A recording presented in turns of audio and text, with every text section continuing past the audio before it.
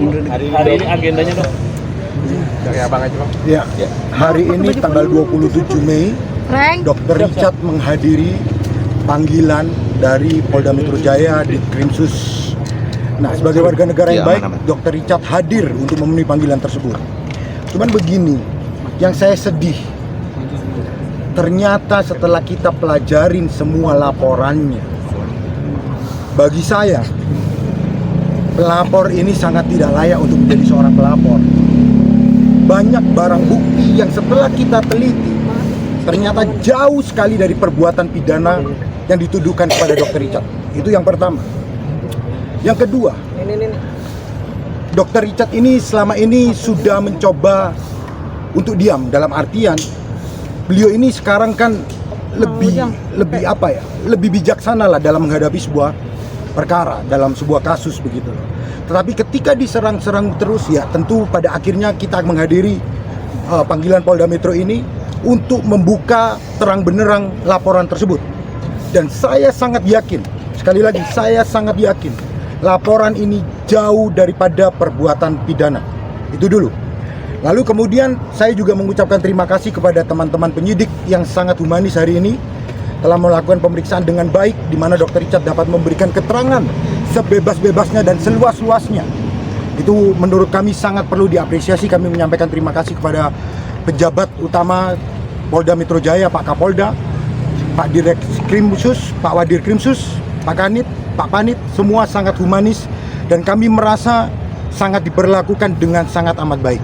Itu dulu yang perlu kami sampaikan. Bang, laporan apa bang yang tadi tidak sesuai dengan apa yang di fakta yang abang temukan lah mungkin seperti itu? Begini, mengenai pokok materi yang sudah kami berikan dan tuangkan dalam berita acara pemeriksaan, kami tidak bisa buka karena kami memiliki strategi pembelaan. Tentu kami akan hadapi proses hukum dan menghormati proses hukum. Tetapi yang pasti bagi kami, laporan ini jauh daripada dugaan tindak pidana sebagaimana yang dilaporkan. Kami memiliki dasar mengatakan demikian. Artinya abang yakin di sini bahwa klien abang itu nggak ada masuk ke unsur pidana gitu. Begini, kami tidak yakin hanya berdasarkan apa yang ingin kami sampaikan. Kami yakin berdasarkan fakta dan pembuktian. Bukti-bukti yang sudah kami lihat, kami yakin bahwa ini jauh daripada dugaan tindak pidana yang dilaporkan. Dilaporkan dalam hal apa bang? Dugaannya? Ya, itu bisa ditanyakan kepada teman-teman penyidik atau Pak Kabid Humas. Tapi dalam rangka ini kami ingin menyampaikan bahwa sekali lagi Dr. Richard sudah menghadiri panggilan dari Polda Metro Jaya dan sudah memberikan BAP, menuangkan semuanya dalam berita acara pemeriksaan dengan sangat amat baik dan seluas-luasnya dan sebebas-bebasnya. Ada berapa pertanyaan? Oh, kita nggak hitung. Ya, belum. Dari jam berapa? Dari jam 11. Dari jam 11 tadi. Kurang lebih.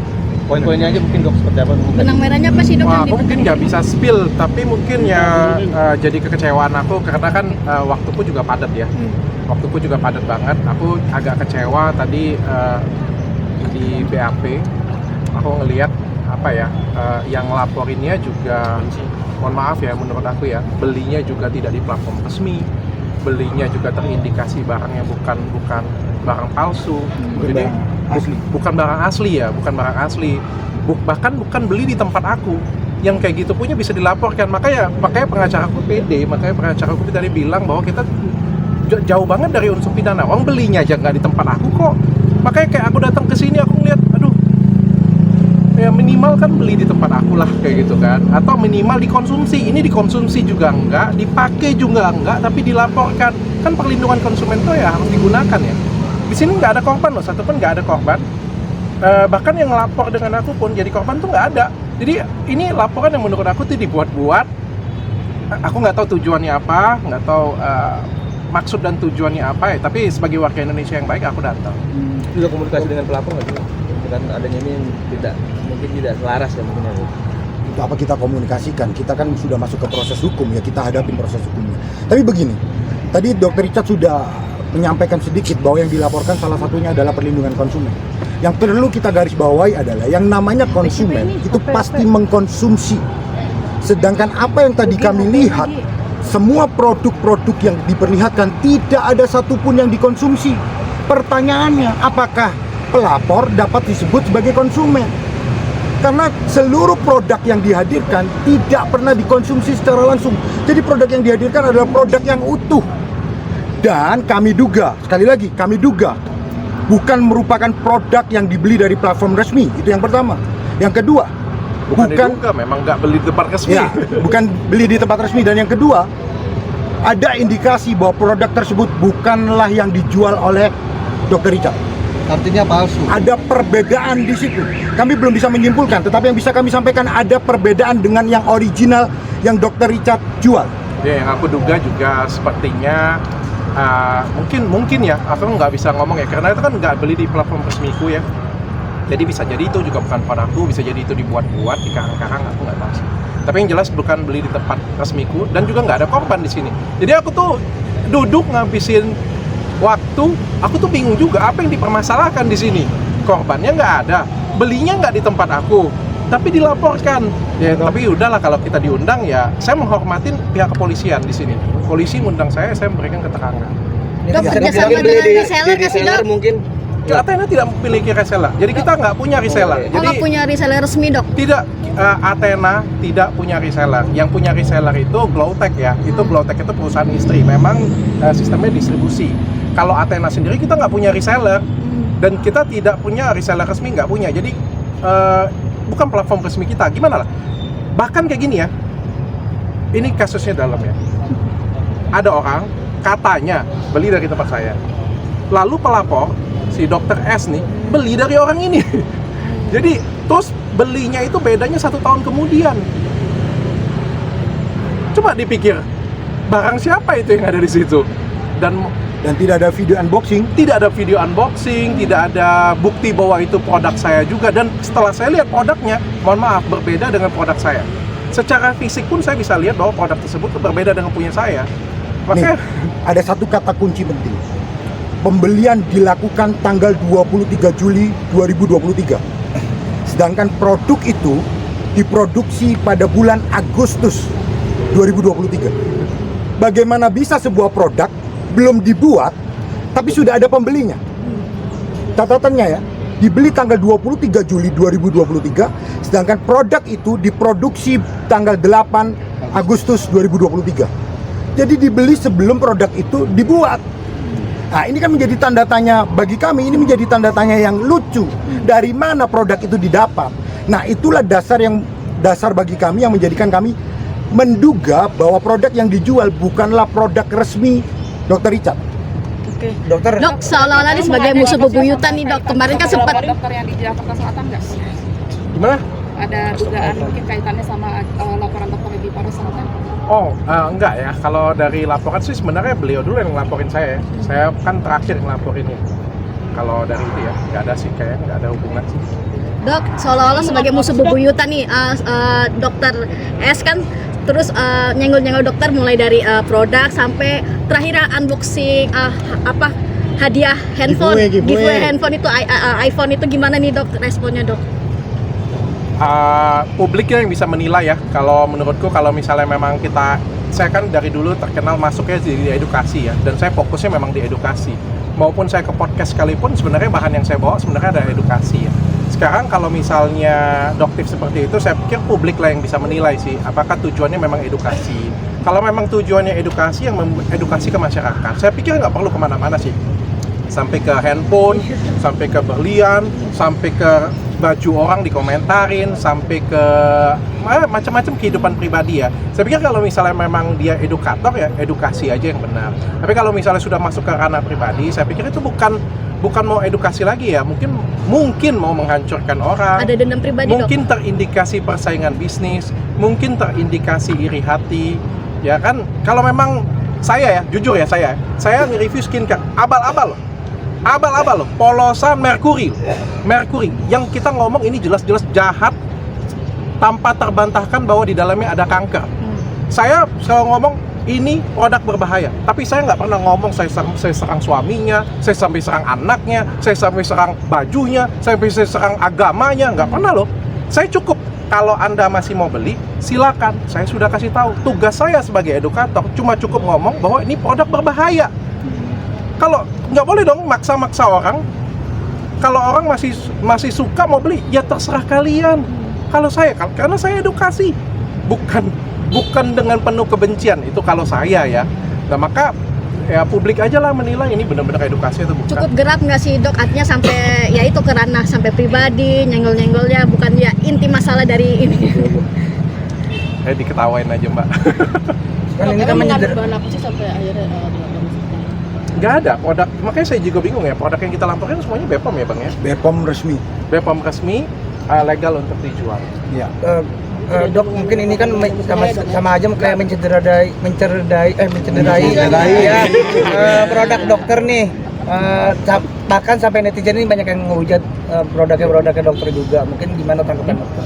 Waktu yang bisa membuktikan sih. Orang bisa menghujat, orang bisa menjatuhkan saya, orang bisa mencibir.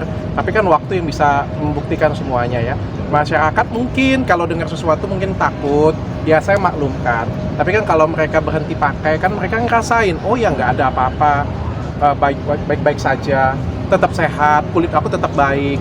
Terus menggunakan produk lain malah jadi hancur. Dan akhir-akhir ini kan balik lagi datang ke tempatku. Ngerasa oh ya beda jauh memang nyamanannya beda ya, publik lah yang menentukan sih. Bagi aku nggak jadi masalah kalau kita mau saling mengingatkan satu sama lain tuh nggak ada masalah bagi aku.